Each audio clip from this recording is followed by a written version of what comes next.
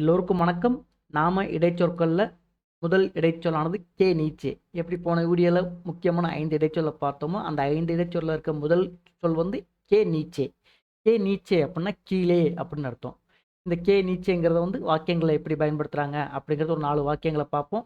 நீங்க வேற வேற வார்த்தைகளை போட்டு வாக்கியங்களை அமைச்சு பாருங்க. ஆனா இந்த கே நீச்சேங்கிற வார்த்தை கண்டிப்பா அந்த வாக்கியத்துல இருக்கணும். சரிங்களா? ரைட். அதுல முதல் வாக்கியம் வந்து पेट के नीचे लोग है. पेट के नीचे लोग है. पेड़ அப்படின்னா மரம். पेट के नीचे அப்படின்னா மரத்திற்கு கீழே. पेट के नीचे लोग है. लोगனா மக்கள். மரத்திற்கு கீழே மக்கள் உள்ளனர். पेट के नीचे लोग है. மரத்திற்கு கீழே மக்கள் உள்ளனர். நீங்க என்ன பண்ணுங்க, டிவி के नीचे रिमोट है.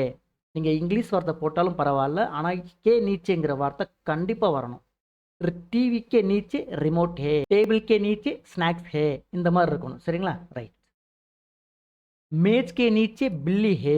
மேஜைக்கு கீழே பூனை உள்ளது. மேஜ் மேஜ்னா மேஜை. மேஜ் के नीचे बिल्ली है. बिल्ली அப்படின்னா பூனை. घर के नीचे क्या है. घर के नीचे क्या है. घर அப்படின்னா வீடு.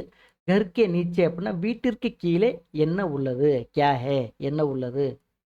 इसके नीचे पुस्तक है. इसके नीचे पुस्तक है.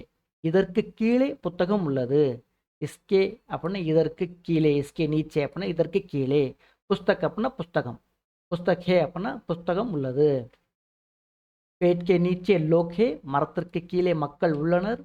मेज के नीचे बिल्ली है. மேஜைக்கு கீழே பூனை உள்ளது. घर के नीचे क्या है.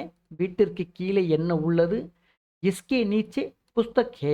இதற்கு கீழே புஸ்தகம் உள்ளது. சரிங்களா? இந்த கண்டனம் உங்களுக்கு ரொம்ப பிடிச்சிருக்கும் அப்படின்னு நம்புகிறேன். பிடிச்சிருந்துச்சுன்னா மறக்காமல் லைக் பண்ணுங்கள். அதை விட ரொம்ப முக்கியம், இதை பற்றி தெரியாதவங்களுக்கு ஷேர் பண்ணுங்கள். மேலும் தெரிஞ்சுக்கணும் அப்படின்னா சப்ஸ்கிரைப் பண்ணி ஃபாலோ பண்ணுங்கள். நன்றி.